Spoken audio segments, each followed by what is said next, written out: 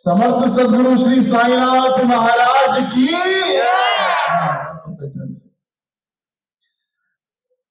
बहुत सारे आदरणीय साईं भक्त हमारे सामने उपस्थित हैं, सबको बहुत बहुत प्रणाम।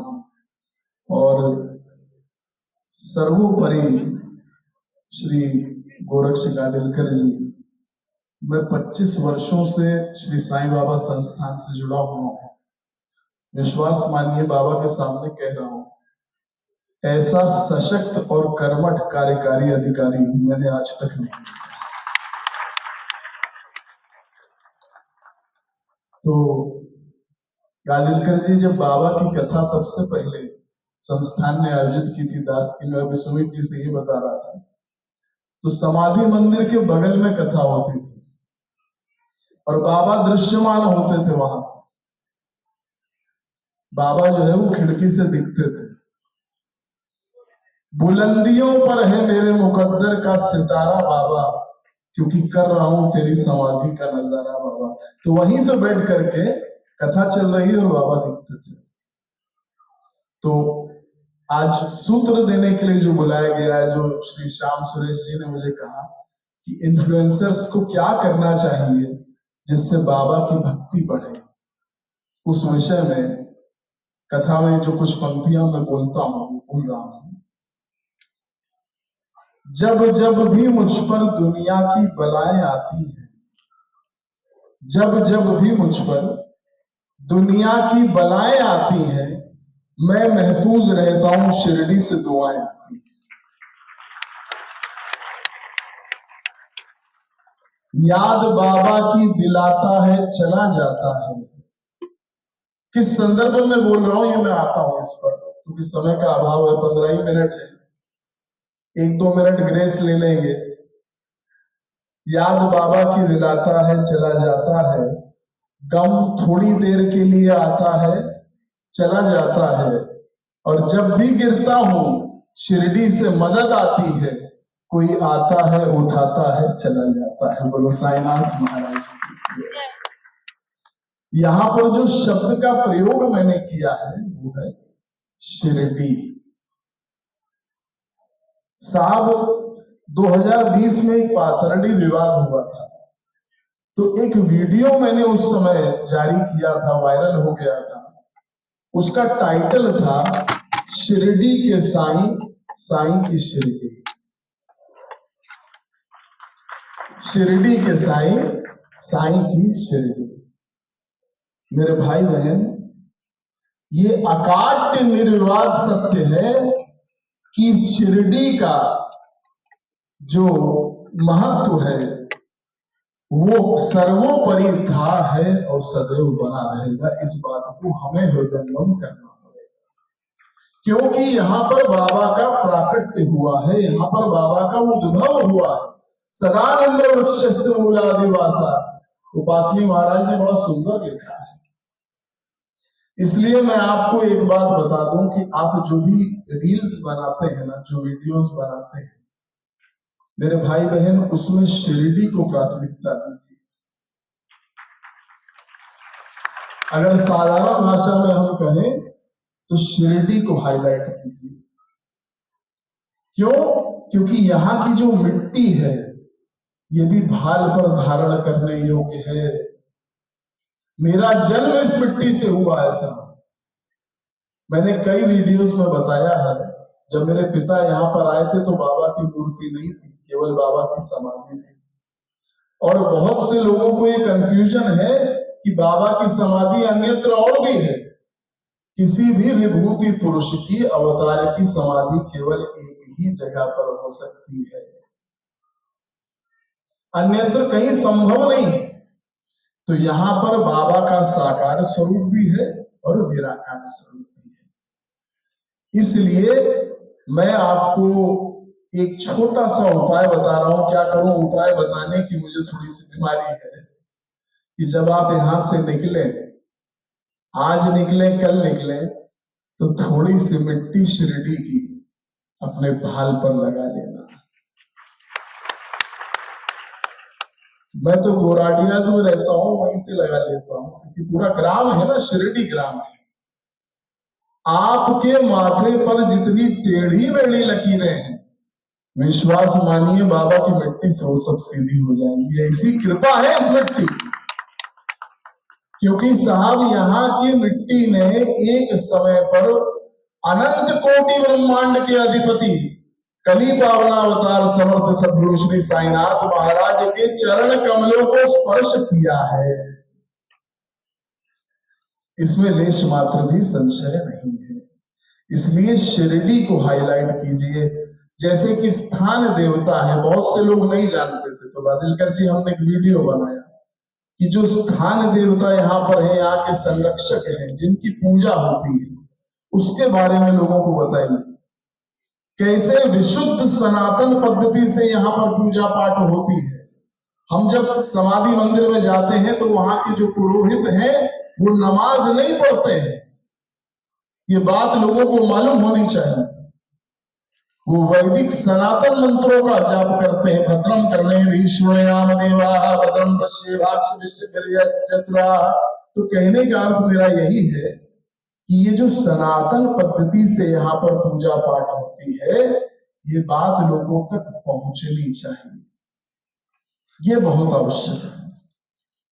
दूसरी बात, ये जो एक जमात खड़ी हो गई है बाबा के विरुद्ध बोलने वालों की, मैं वो शब्द का भी प्रयोग करना उचित नहीं समझूंगा, क्योंकि हम ऐसे स्थान पर हैं जहां बाबा प्रत्यक्ष हैं। लेकिन कुछ भी अनर्गल जो बोल रहे हैं बाबा के विरुद्ध, ये कौन लोग हैं, पहले थोड़ा सा इसको समझिएगा। एक स्थान पर पूजा चल रही थी, सुमित जी, एक स्थान पर पूजा चल रही थी।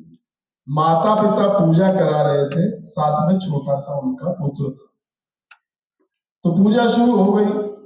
अब चलती पूजा में पंडित जी ने कहा गंगा जलम समर्पयामि, शिवलिंग पर गंगा जल चढ़ाना था। तो बेटे ने टोका, कहा कि पापा ये गंगा जल नहीं है, मैंने सुबह देखा था मम्मी एक्वागार्ड से पानी भर रही थी, गंगा जल नहीं। तो पंडित जी ने कहा बेटा मान लो, मानने में क्या जाता है, मान लो गंगा जल है। पंडित जी को लगा कि अवरोध उत्पन्न हो रहा है पूजा में। पूजा और आगे बढ़ी। फिर कहा वस्त्रम उपवस्त्रम समर्पयामि।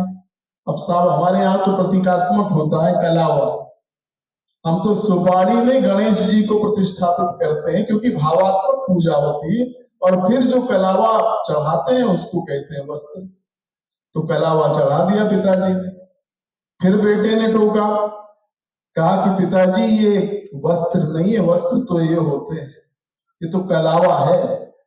पंडित जी ने फिर कहा मान लो, मानने में क्या जाता है।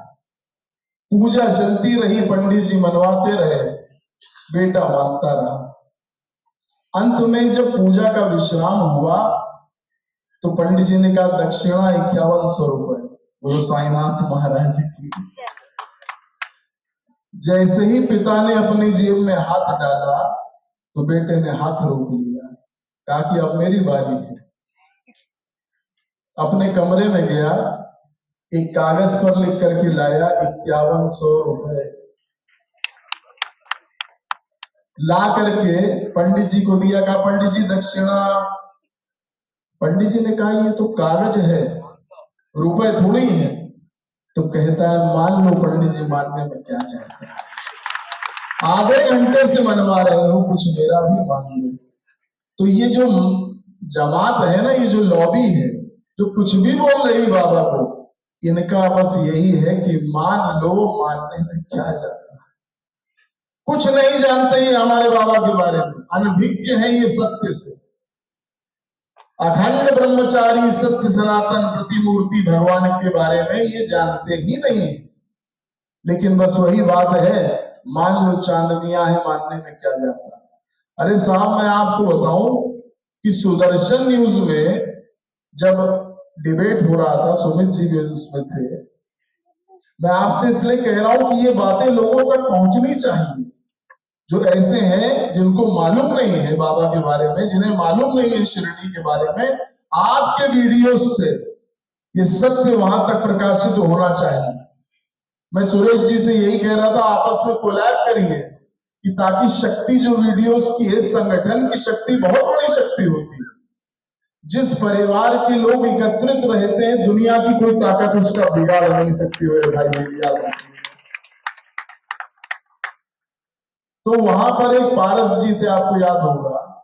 वो पारस जी ने कहा कि जब श्री राम जन्म मंदिर का निर्माण हुआ था राम जन्मभूमि में, तो शिरडी से कोई बधाई नहीं आई। साहब, मेरे पैरों तले जमीन खिसक गई। उस व्यक्ति ने जब ये कहा, तब मुझे ज्ञात हुआ कि कैसे असत्य भाषण में और कैसे अनर्गल वार्ता में लोग पड़े हुए हैं और कैसी मंद बुद्धि है।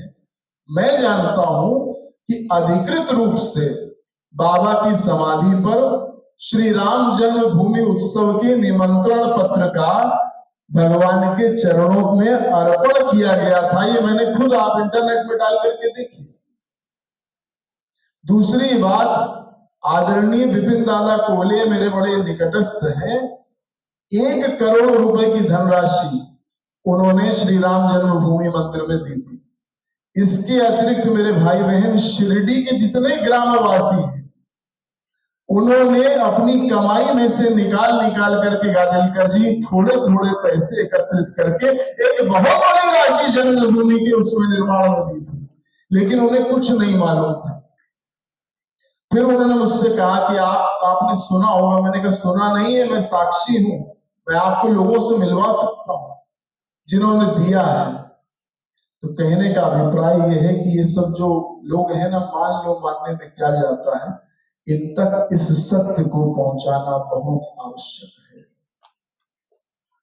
हमारे जो वीडियोस बने, आपने देखा कल कितना बड़ा आपको ये सौभाग्य प्राप्त हुआ श्री साईं बाबा संस्थान की ओर से कि परिसर में आप कैमरा लेकर के गए, हमारी टीम भी थी, आपने वहां पर शूट किया। आप दिखाइए कि कैसे ये सनातन धर्म का पूरा एक उपक्रम यहाँ पर होता है। श्री दत्तात्रेय मंदिर गुरु स्थान सब देखिए, उसमें दिखाइए अपनी रील्स में, तब जाकर के लोगों को ये मालूम होगा कि जो हम बोल रहे हैं वो गलत है और बाबा शुद्ध सनातन धर्म के ही हैं। तो ये मैंने 2 बातें आपको बताई कि शिरडी को हाईलाइट कीजिए और ये जो असत्य भाषी हैं, इन तक सत्य को पहुंचाइए। अपने वीडियोस के माध्यम से कोलैबोरेट करिए, संगठित हो जाइए। तीसरा सूत्र मैं आपको दे रहा हूं कि साईं सच्चरित्र में जो लिखा है वो तो बाबा की वाणी है। गोविंदराव रघुनाथ दाभोलकर जी से बाबा नहीं लिखवाया है, क्योंकि बाबा ने कहा था अहंकार को समर्पित कर दो, फिर तुम नहीं लिखोगे, मैं लिखूंगा, ऐसा बाबा का वचन है। और 3 अध्याय में तो ये तक कहा गया है कि मेरी कथा का श्रवण करने वालों को मैं मृत्यु के मुख से बचा लेता हूं। इससे बड़ी बात और क्या हो सकती है। जिंदगी मौत के साए में पला करती है, तेरी चौखट ही सारे जग का भला करती है, और उसे दुनिया में कौन मिटाने वाला है जिसके सीने में साईं तेरी जोत जला करती है। तो बाबा ने बोला है उसको। लेकिन मैं आपसे एक अलग बात कह रहा हूं कि जो चरित्र में लिखा है वो तो लोग पढ़ भी सकते हैं। 2003 में जब कथा का प्रारंभ मैंने किया था तो कोई और कथावाचक नहीं था। मैं कई बार सोचता था कि साईं कथा कोई सुनेगा भी, मेरे मन में विचार आता था, क्योंकि लोगों को तो भजन की आदत है, 1 2 3 4 साईं बाबा की जय जय का। तो मैंने कहा कि पता नहीं लोग सुनेंगे कि नहीं, लेकिन आज मुझे हार्दिक प्रसन्नता है कि बहुत से अच्छा बोलने वाले साईं कथा प्रवक्ता भी अब हमारे साईं कथा महायज्ञ में सम्मिलित हो गए हैं। ये बहुत बड़ी बाबा की कृपा है और कथा भी लोगों तक पहुंच रही है। तो उन सबके लिए, क्योंकि मैं जब यहाँ आया तो सुमित जी ने कहा आप सीनियर हैं, आपके लिए सीनियर होने पर बाबा के लिए तो बच्चे हैं। क्यों? क्योंकि 2.5 साल का मैं था और बाबा की समाधि में चढ़ा उतरा करता था, तब समाधि की सीढ़ियां जो है वो खुली रहती थी। तो हम तो यहीं के ही हैं।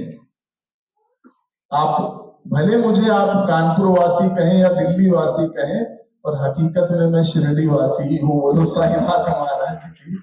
मुझे अपने से कभी अलग मत समझिएगा। तो मेरा कहने का अभिप्राय यह है कि जब हम कथा करें तो उसमें हम अब जो घटित हो रहे हैं चमत्कार, बाबा की समाधि के उपरांत जो चमत्कार घटित हो रहे हैं, उनको लोगों तक पहुंचाएं। जो लिखा हुआ है वो तो हम बोल ही रहे हैं, लेकिन जो लोग हमें बता रहे हैं आकर के कि हमारे साथ ये चमत्कार हुआ, हमारे साथ वो चमत्कार हुआ, उन्हें अपने वीडियो से अगर पहुंचाएंगे तो बाबा का प्रचार और प्रसार और अच्छे ढंग से होगा और ढंग से होगा। एक छोटे से चमत्कार के साथ मैं आज की वाणी को विश्राम दूंगा। सहारनपुर में साहब, मैं आपको सत्य घटना बता रहा हूं। एक हमारे साधक हैं, वहां पर कथा हुई थी, तो उन्होंने मुझे अपनी बिटिया की बात बताई। मेरी आंखों में आंसू आ गए। उनकी बेटी बाबा की अनन्य भक्त है।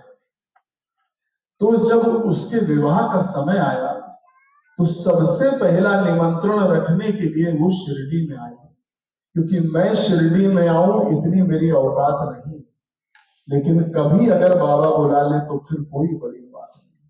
तो बाबा ने बुलाया, निमंत्रण पत्र बाबा के चरणों में रखा और बाबा से कहा कि प्रभु कोई और मेरी शादी में आए ना आए, लेकिन हे मेरे पिता, हे मेरे साईं, तुम जरूर आना। बोलो साईनाथ महाराज की। और आप जानते हैं कि बाबा रहते तो शिरडी में है, लेकिन मैंने एक डिस्कोर्स में भी कहा था कि बाबा स्मर्तुगामी है, अर्थात जहां भी आप बाबा का स्मरण करेंगे बाबा वहां आविर्भूत हो जाएंगे, बाबा को वहां प्रकट होना ही पड़ेगा। तो उसने बाबा से कह दिया और वो चली गई। अब इधर शादी का ही सत्य घटना है, सत्य चमत्कार है। इधर शादी की तैयारी चल रही है, सारी व्यवस्था हो रही है, लेकिन बिटिया का जो मन है वो बाबा में ही रमा हुआ है कि बड़े लीलाधर हैं, बड़े चमत्कारी हैं, कहीं ऐसा ना हो किसी रूप में आ जाए और मुझे पता ना लगे। विवाह का जो कार्यक्रम था बीत गया। जब अपने ससुराल में गई है तो वैसे तो बाबा को नहलाती थी, अपने साथ एक मूर्ति रखती थी गंगा जल से, लेकिन आज गंगा जल से नहीं, आज आंखों के आंसुओं से बाबा का अभिषेक कर रही है कि बाबा मैंने बड़े भाव से आपको बुलाया था पर आप आए नहीं। कहते हैं कि रात में उस बिटिया को बाबा ने स्वप्न दिया है। This is a real incident. रात में शिरडीनाथ ने उस बिटिया को स्वप्न दिया है और कहा कि बेटा कभी ऐसा हो सकता है कि तू सच्चे मन से अपने साईं को बुलाए और तेरा साईं ना आए। अरे तू अपनी शादी की एल्बम निकाल करके देख, जब तू वर के गले में वरमाला डालने के लिए जा रही है, पीछे तेरी सखियां खड़ी हुई हैं।